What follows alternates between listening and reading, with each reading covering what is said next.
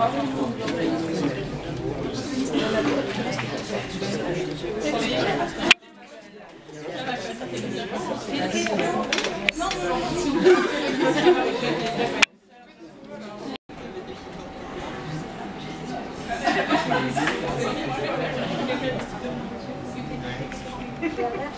sortie souriante quand même. Donc, on y va tranquille. Allons-y, on vous écoute. Madame la Présidente, Mesdames et Messieurs les membres du jury, Claire, je vous remercie de l'attention que vous avez portée à mon travail.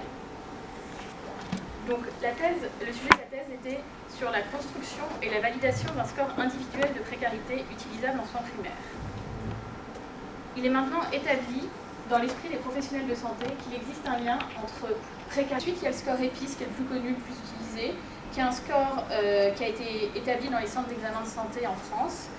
Ses principaux défauts, c'est qu'il a des méthodes de validation qui restent très discutables et il n'a jamais été testé en soins primaires de médecine générale sur la population. Il n'a jamais été, donc on peut l'utiliser en principe que dans les centres d'examen de santé.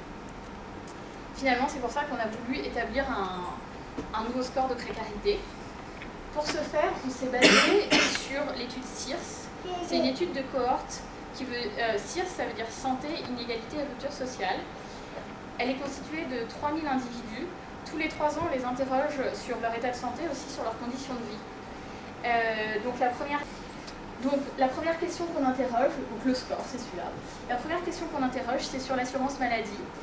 Et on voit que chaque réponse, on donne un nombre de points. Plus on a de points, plus on est précaire. Donc, par exemple, quelqu'un qui a une sécurité sociale sans complémentaire, sans mutuelle, aura 2 points.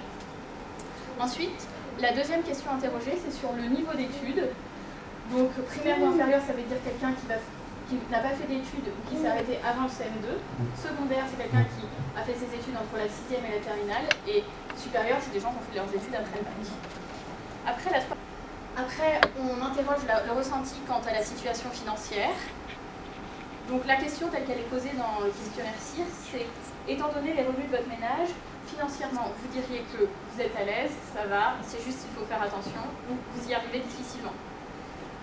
Ensuite viennent les 3 questions de ce qu'on a appelé le soutien social. Et alors, aide vie quotidienne, c'est pas très clair comme titre, mais ça veut dire... La question qui est posée dans CIRS, c'est en quelle difficulté est-ce que vous pourrez compter sur quelqu'un de votre entourage pour vous donner un coup de main, vous aider dans la vie quotidienne. De la même manière, le soutien matériel et financier, c'est en cas de difficulté, est-ce que vous pourriez compter sur quelqu'un pour vous apporter un soutien matériel ou financier.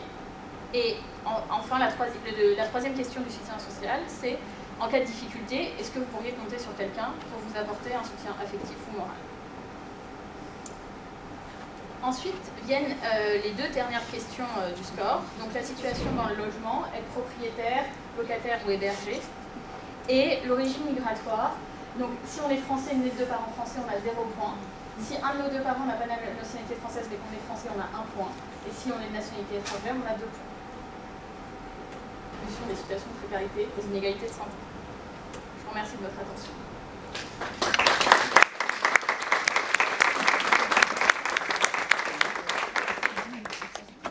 Pas du tout. Écoutez, Mademoiselle Robert, je vous remercie parce que vous avez fait d'un travail austère un exposé qui est sur un sujet difficile, un exposé très clair et j'ai même vu, on a vu des sourires, on a tous souri.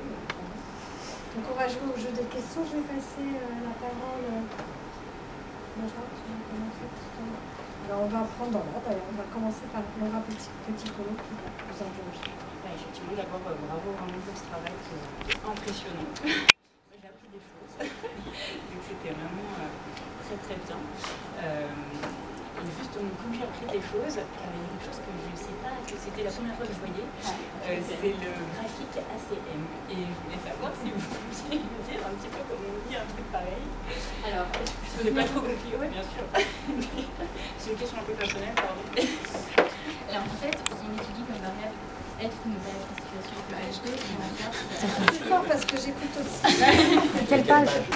C'est la page pour les spécialistes, peut-être. Ça faudrait faire des études, et il faudrait espérer qu'ils l'utilisent, mais je pense que... Parce que je trouve que finalement, il y a pas, enfin moi personnellement, le problème que je rencontre le plus, c'est je me casse les pieds à trouver des spécialistes au secteur qui peuvent voir les patients qui ont des difficultés, etc. Et des fois, je suis un peu déçue parce que le patient revient super énervé parce que justement le spécialiste n'a pas du tout tenu compte de ça, lui a prescrit des examens qui coûtaient une fortune sans le prévenir avant, etc. Et je trouve que des fois, ce serait bien qu'eux aussi soient un petit peu sensibilisés à ça, donc ça pourrait leur servir aussi. Mais... Je pense qu'il faudrait déjà qu'ils se sensibilisent un petit peu plus à la précarité, peut-être qu'on arriverait. Mais je pense, une fois si on fait des études de validation chez les spécialistes, je vois pas pourquoi ça pourrait pas marcher. Et d'ailleurs, c'est une des variables de ce qu'on appelait variable de santé étudiée. Regardez si les gens avaient consulté un spécialiste dans les 2 dernières années. Oui. Et on voit que souvent, je pense que c'est, il me semble, significatif. Voilà, ne pas avoir consulté un médecin spécialiste, donc les gens qui sont précaires, on voit aussi que c'est vrai qu'ils consultent moins les spécialistes que les autres, quoi. C'est significatif. Encore bravo. Merci. Bien, merci. Je vais passer la parole à Gladys Ibanez. Bon, eh bien, déjà, très sincèrement, merci beaucoup de m'avoir invitée. C'est moi plutôt qui vous remercie. Bon, j'ai trouvé votre travail très bien fait, vraiment et brillant. Vous êtes parti d'une idée pertinente, vous l'avez menée très bien sur le plan méthodo et vous arrivez à un score qui est intéressant. Moi, je me posais 2 questions. La première, c'était quelque chose qui m'a vraiment beaucoup intéressée. C'est vraiment le lien entre précarité et inégalité sociale de santé. C'est vrai que vous dites un peu qu'en fait, il ne faut pas dichotomiser autant, parce que finalement, donc... c'est vrai que finalement, première page, et de la même manière qu'on demande toujours est-ce que vous avez des antécédents personnels, familiaux, etc. Oui. Là, il suffirait de rajouter est-ce que vous vous sentez seul, ces questions un petit peu en plus.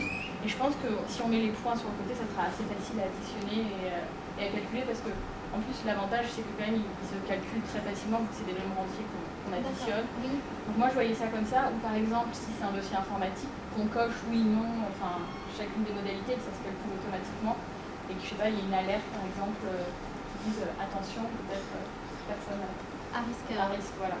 D'accord. Mais je pense que ça rejoint un peu en plus que peut-être le travail que vous avez fait. Oui, c'est pour ça que je demandais le lien. Parce que là, je l'ai repris la fin, je pense. Oui, j'ai vu. Très bien. Eh bien, merci beaucoup.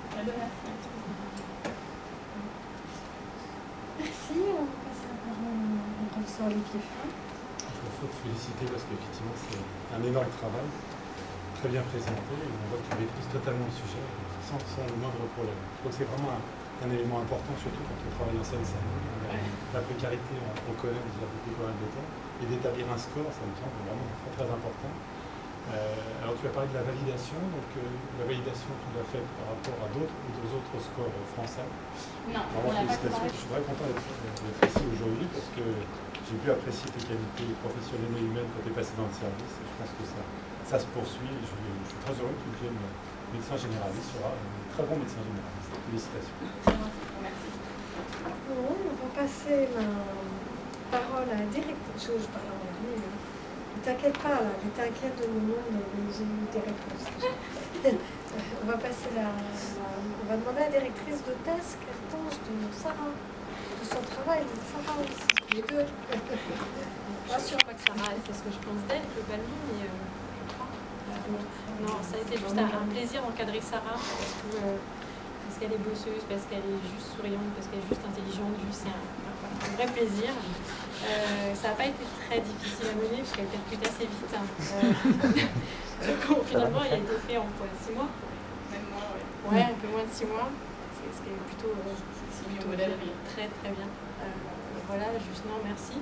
Voilà, ça m'a permis de réaliser ce travail. Et puis, moi, j'ai pas de questions.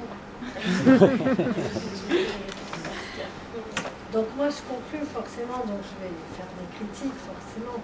Et la critique principale, ça a été de trouver des critiques à faire. Et ça c'est du boulot parce que du coup, j'ai collé, alors là c'était première question, pas de chance, j'ai la réponse à ma question, c'est une page près, tu vois. Donc, franchement, j'en ai vraiment pas beaucoup. Donc je voulais juste te poser une question parce que c'est une maladresse, mais voilà, tu dis dans le statut, trouver les femmes au foyer.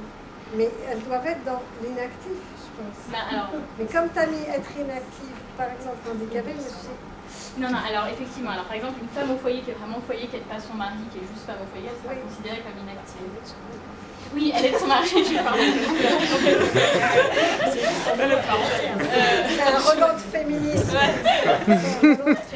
Oui, effectivement, je me suis aussi posé la question, et je pense que, enfin, moi en tout cas, la façon dont j'ai compris comment c'était posé dans CIRS, etc., c'est qu'une femme au foyer est effectivement inactive. Et le mot handicapé, j'ai vu que c'était un petit peu ambigu, parce qu'il y a aussi des gens handicapés qui travaillent tout à fait. Voilà. Donc Absolument. ouais. Donc, et je trouve ça extraordinaire parce qu'il faudra quand même qu'un jour on arrive à faire bouger ça.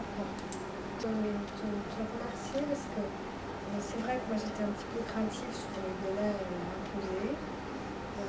Voilà, je voulais dire à ta famille ici réunie en tout cas que voilà, c'est vraiment c'est un très très bon travail. Vraiment, alors après on va respecter les règles, c'est-à-dire on va faire semblant. Donc nous allons délibérer, d'accord, mais il n'y a pas beaucoup de... Moi, elle peut rester, je la fais sortir. Nous avons considéré que Sarah Robert était digne du titre de docteur en médecine et que son travail méritait la mention très honorable et qu'on pouvait même lui attribuer un prix et une médaille de bronze, car nous sommes sûrs qu'elle va publier un article. Wow, c'est génial.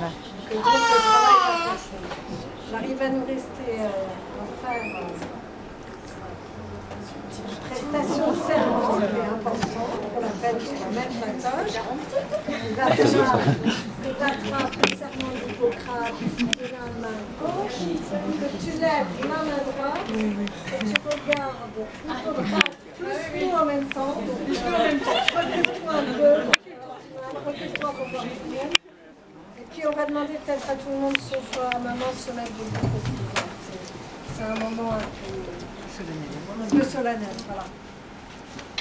En présence des maîtres de cette école, de mes chers condisciples, et devant l'effigie d'Hippocrate, je promets et je jure d'être fidèle aux lois de l'honneur et de la probité dans l'exercice de la médecine. Je donnerai mes soins gratuits à l'indigent et n'exigerai jamais un salaire au-dessus de mon travail. Admis à l'intérieur des maisons, mes yeux ne verront pas ce qui s'y passe. Ma langue taira les secrets qui me seront confiés et mon état ne servira pas à corrompre les mœurs ni à favoriser le crime. Respectueux et reconnaissant envers mes maîtres, je rendrai à leurs enfants l'instruction que j'ai reçue de leur père. Que les hommes m'accordent leur estime si je suis restée fidèle à mes promesses, que je sois couvert d'opprobre et méprisé de mes confrères si j'y manque. Oh.